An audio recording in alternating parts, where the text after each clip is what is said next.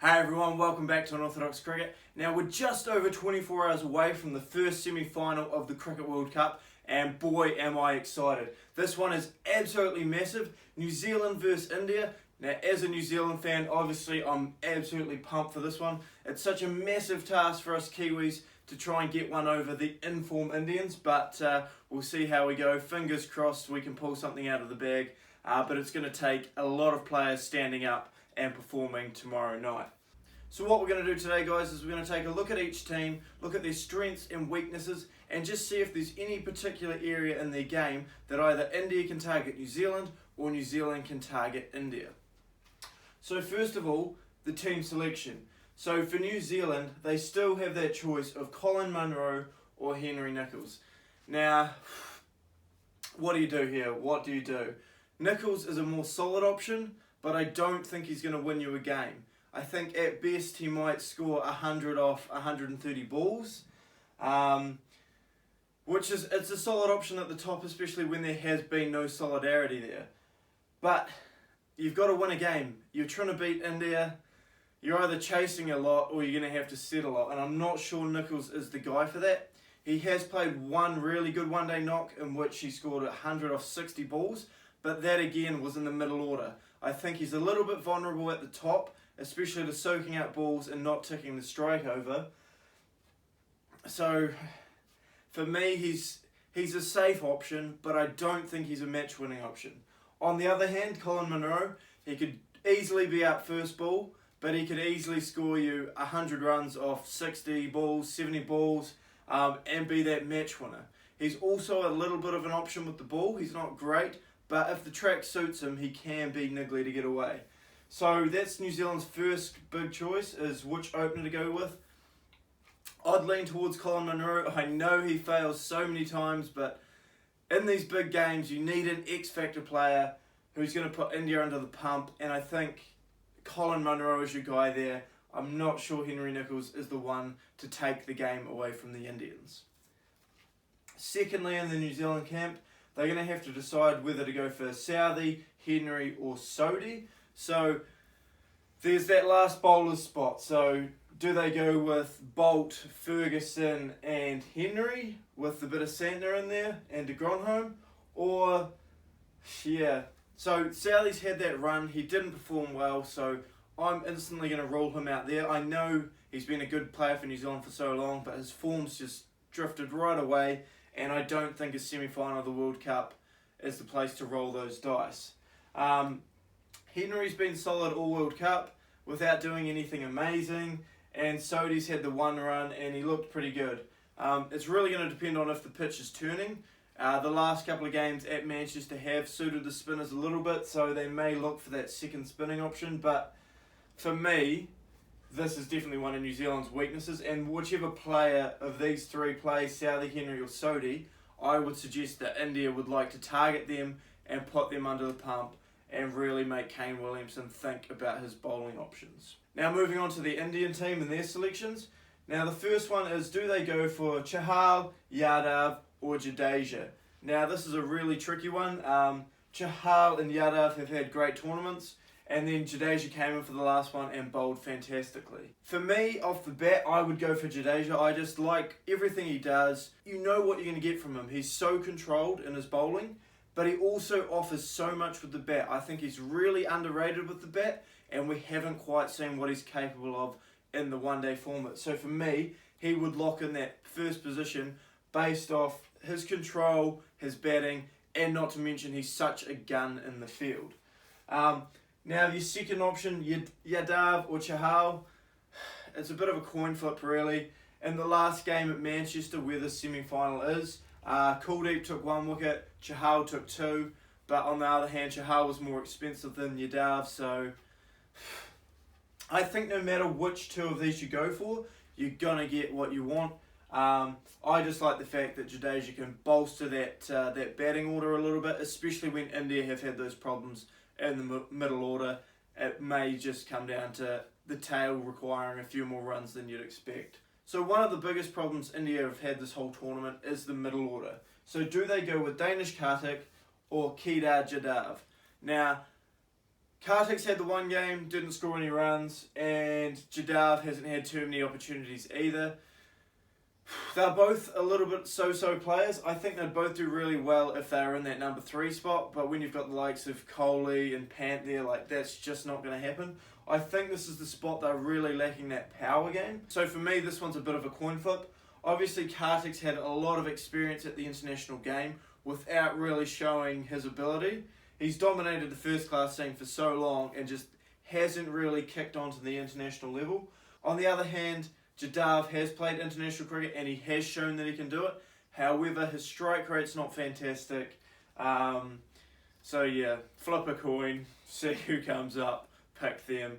But that is potentially one area that New Zealand can look to attack. So what we're going to do now is we're going to take a look at New Zealand's approach with the bat and how they should target specific Indian bowlers. So the first one up is the New Zealand batsman versus Jasprit Bumrah. Now we've seen all tournament just how dominant Bumrah's been. He's been right on top from the get-go. He's been dominating the batsman, angling it across and then spearing in those Yorkers. Now I think what is really key here is for the New Zealand batsmen to play with their crease. So whether or not they come out half a metre, sit back half a metre, just play with that crease, ball in, ball out, and really try and put Bumrah off his lengths.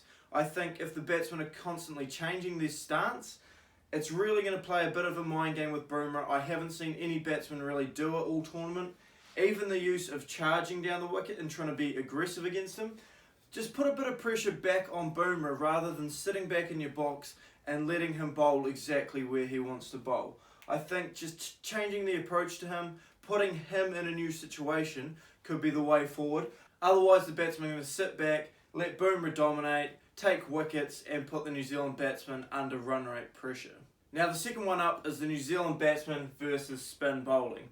Now regardless of who India go with, whether it's Chahal, Yadav or Jadeja, I think it's important that New Zealand are aggressive early on and don't let the spinners settle. If they can get down the track and take them over the top, perfect. It really just plays mind games with the bowler. They don't know whether to drop it short to adjust for that charge or to keep pitching it up. But we've seen throughout this whole tournament, when teams have been aggressive against the spinners, they have gone the distance and it's really put a lot of pressure throughout the whole bowling attack. So New Zealand will be hoping that the wicket's not turning too much, as India do have a much better spin bowling attack than the Kiwis. But I think it's really key to be aggressive and put them on the back foot early. But if the New Zealand batsmen sit back and let the spinners bowl at them, it's going to put them under a lot of pressure. They're probably going to bowl really economical and they're naturally going to take wickets. So the best approach for me is to be aggressive and put the pressure back on the bowler.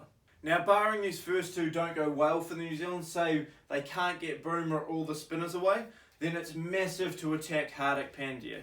Now Hardik's a pretty good bowler, but he's definitely the weakest in this lineup. So that's a real chance for the New Zealand batsman to be dominant and put pressure back on Kohli as a captain as to where he's going to go to next with the ball. But I think Hardik is the man to attack, put him under the pump, puts a lot more pressure back on all the other bowlers, and it also frees up the New Zealand batsmen, lets them get away a bit and lets them free their arms. So it's massively important to attack Hardik, particularly if Bumrah and the spinners have got on top a little bit.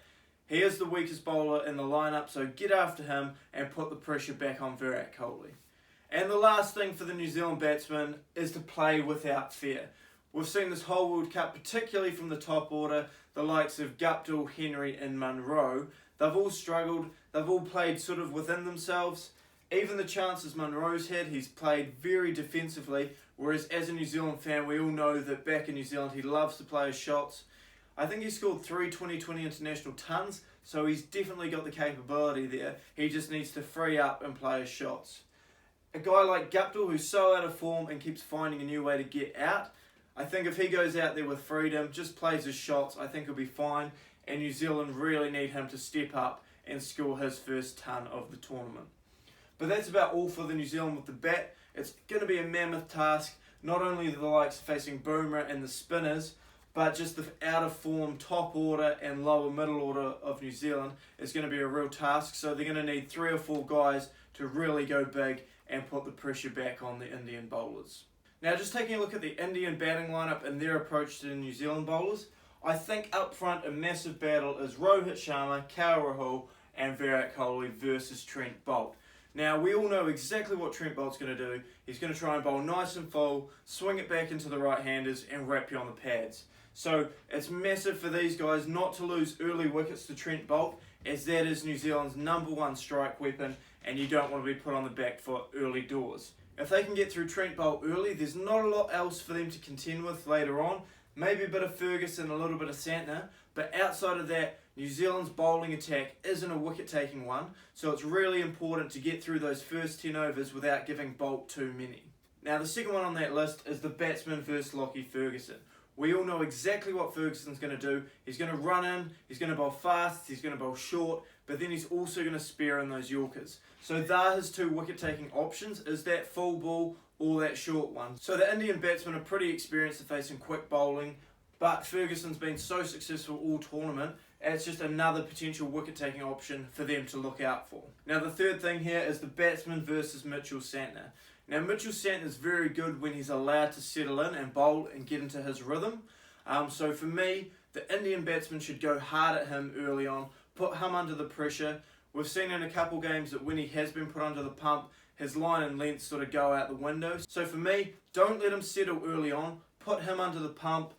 Very similar to the New Zealand batsman's approach to the Indian spinners, put them under the pump and let that rattle through the rest of the bowling attack. And finally, as mentioned, the wicket-taking options for New Zealand are Boult, Ferguson and Santner, but every bowler outside of that you should really be looking to attack. So the likes of Matt Henry, de Grandhomme, Neesham, and then Williamson if he bowls himself, and a little bit of de Grandhomme. But they're the guys you really have to get after.